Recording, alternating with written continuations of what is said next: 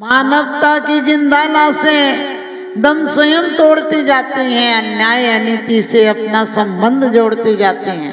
हर आदमी सोच रहा है युग जाने कैसा है, पैसा ही पैसा है, चोरी से हो, बेईमानी से हो, लुटा किसी प्रकार से हो, घूसखोरी से हो, पैसा ही पैसा है, युग जाने कैसा। आदमी प्रेम के पीछे पैसे को ठुकरा देता था, अब पैसे के पीछे प्रेम को ठुकरा देता। आज पैसे का ही प्रेम हो गया। लेकिन मैं कहती हूँ संपत्ति भोग है जो आपत्ति नहीं आने दे। हमारी संपत्तियां कैसी हैं जो आपत्ति तीनों काल में आपत्ति लाती हैं। जब तक नहीं आती हैं तो लाने की चिंता, आ जाए तो सुरक्षा की चिंता, और चली जाए तो वियोग का बहुत दुख होता है। प्रैक्टिकल करके आप लोगों को पता होगा, इतना जेवर लॉकर में पड़ा था तो चिंता नहीं थी। एक अंगूठी नहीं मिल रही है, उस अंगूठी ने तुम्हारा जीना हराम कर दिया। अब उसी की याद आती है, जितने हैं उतनों की याद नहीं आती है, जो नहीं है वो बड़े परेशान करती है। उसी की, अरे सबसे अच्छी थी, अरे थी तब तुमने कभी उसको अच्छा नहीं कहा था। और अच्छी भी क्या होगा, दुनिया में क्या अच्छा और क्या बुरा होगा। आदमी का अहंकार है जो उसे पूरे टाइम क्या पागलों की तरह दौड़ाता है।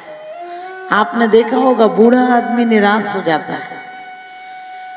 कभी भी जो मंत्री राष्ट्रपति जो बन जाते वो उतरने नहीं चाहते, वरना चुनाव की क्या जरूरत पड़े। हर नेता तो चुनाव के टाइम ही कहता मुझे जिताओ, मुझे लाओ, मैं ऐसा करा दूंगा, मैं ऐसा करा दूंगा, और पद में आते ही सारे बातें भूल जाता है। फिर वही भ्रष्टाचार जिसके लिए जूते उठाता था, जिसके लिए काले झंडे उठाता था, जिस बात का विरोध करता था, सत्ता में आते वही करने लगता है, वही काम वो भी करने लगता है। आप सोच रहे होंगे नेता गलत है, हम भी ऐसे नहीं है क्या? हमने बहुत अपनी निंदा की थी, इसी जन्म में बहुत आनंद से पैदा नहीं हुए हम। रोए रोए बिल खो गणो, दुख वेदन को नहीं पार हो। हम रो रो के बहुत दिल के थे, यदि नहीं रोए थे तो घर वालों को आशंका हो गई थी, क्या पता जिंदा है या नहीं। यदि जिंदा होता तो जरूर होता। आपको पता है बच्चा नहीं रोए तो उसे थपकियां मारते हैं, पीठ ठोकते हैं कि रो, पागल है, रो नहीं रहा। लेकिन कभी विचार करना, जब हम आए जगत में, जगत हंसा हम रोए, अब ऐसी करनी करो फिर न हंसी होए। अब ऐसी करनी करना है कि हम हंसे और दुनिया रोए। ऐसे नहीं कि आर्तरोध परिणाम में रोए कि हमारा कर्जा लेके मर गए, हमारे साथ ऐसा करके मर गए, ऐसा नहीं। एक कहे कि आदमी था, परमात्मा था, उसकी कमी कभी पूरी नहीं हो सकती, तो समझना तुमने सदगति की तैयारी की है। वरना हमारी अर्थी से कोई अंदाज नहीं लगता है कि हमारे साथ कितने लोग गए। आपने देखा अभी कई नक्सलवादी आतंकवादी मरे तो भी हजारों लोग चले गए। ये मायना नहीं रखता है कि हमारे साथ कितने लोग गए, क्योंकि अब तो बेईमानों की भीड़ है, और भीड़ तो भेड़ की तरह होती है, चली जाती है, जहाँ भीड़ देखो वहीं सारी भीड़ भाग जाती है। लेकिन हम भेड़ की तरह नहीं जिएंगे, हम भीड़ में शेर की तरह जिएंगे। हमारे सिंह वृत्ति बताई है कि मिलेगी, आंकड़ी ले लेते हैं, शरीर का साधन नहीं जुटाते हैं। हमारे यहाँ क्यों कहा है कि तप से निर्जरा होती है, कि तप का मतलब है अनशन भी आत्म शक्ति का निरीक्षण करने के लिए अनशन करते हैं कि वो दिन आएगा जब वर्षों तक अपनी आत्मा, क्योंकि आत्मा बहुत शक्तिशाली है। आपने देखा होगा कभी कभी जो आदमी खड़ा नहीं हो पाता है और घर में अचानक आग लग जाए तो घर के बाहर दौड़ जाता है। आप सामान्य में एक बैग नहीं उठा सकते और गुस्सा में आए तो अपने वजन का पत्थर उठाकर फेंक दोगे। कहां से आ गई शक्ति? है हमारे अंदर। और साथ में शक्ति के निरीक्षण के लिए अनशन करते हैं। यहाँ तो लड़ाई हो जाए तो अनशन करके बैठ जाए, बोले ना आज खाऊंगी ना खाने दूंगी।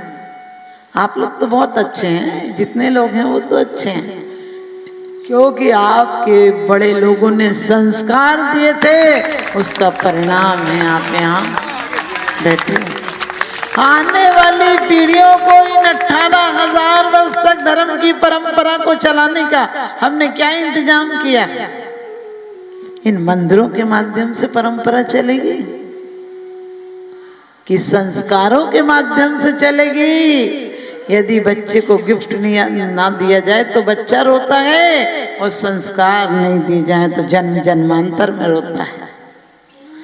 यदि बारिशें ना हो तो फसलें खराब हो जाती हैं, और संस्कार ना दिए जाएं तो नस्लें खराब हो जाती हैं। और इतना ही नहीं, मैंने कहा था अनशन उनोदर, बच्चा पेपर के टाइम में, आप लोग व्यापार के टाइम में थोड़ा बहुत खा के चले जाते हो, फिर कोई कहे भी तो कहने अभी टाइम देख रहे हो, सुबह का खाना शाम तक भी नहीं खाते हो। यदि सच बताना दुकान चल रही हो फिर खाने का ख्याल आता है क्या? यदि बहुत गिराकी हो तो ये गारंटी की बात है सामने टिफिन रखा हो, भूख नहीं लगती। और जब आत्म ध्यानी का ऐसा व्यापार चल रहा हो कि अशुभ से हटकर, घाटे का व्यापार हटकर शुभ में लग गया हो, दुकान सजा ली और पता हो कि एक दिन ये व्यापार शुद्धोपयोग में परिवर्तित हो जाएगा, दुनिया का नहीं 3 लोग का सम्राट बन जाऊंगा, फिर से खाने का ख्याल आएगा क्या? रस परित्याग, आपको बताया आज एक रस छोड़ते हो, नमक छोड़ देंगे, दुनिया की चीज बनाएंगे। बोले बर्फी भी बना लो, केला मंगा लो, किशमिश की। मैं तो कहती हूँ वास्तव में रस परित्याग का तुम्हें नमक खाना हो खा लो, लेकिन जिस दिन तुम्हें इतना रस आने लगे कि भोजन में ख्याल ही नहीं आए कि डला इतनी, और आ जाए तो मेरा तो मेरी कमजोरी कई बार नहीं चलता, तो कोई डाल रहा हो डलवा लो, या कह दो मैं, इसलिए कि 24 घंटे उसका ध्यान करने की अपेक्षा सामने है, ले लो कोई बात नहीं। आपसे इसलिए नहीं कहती हूँ कि आसक्ति रखना, लेकिन मैं कहती हूँ निर्विकल्प रहने की कोशिश करना। तो रस परित्याग, बर्णी जी ने एक दिन अपनी माँ से कहा कि माँ आपने नमक नहीं डाला। उन्होंने कहा कि बेटा तुम्हारी ग्रंथ पूरा हो गया क्या? उन्होंने कहा क्यों, आपने ये क्यों पूछा?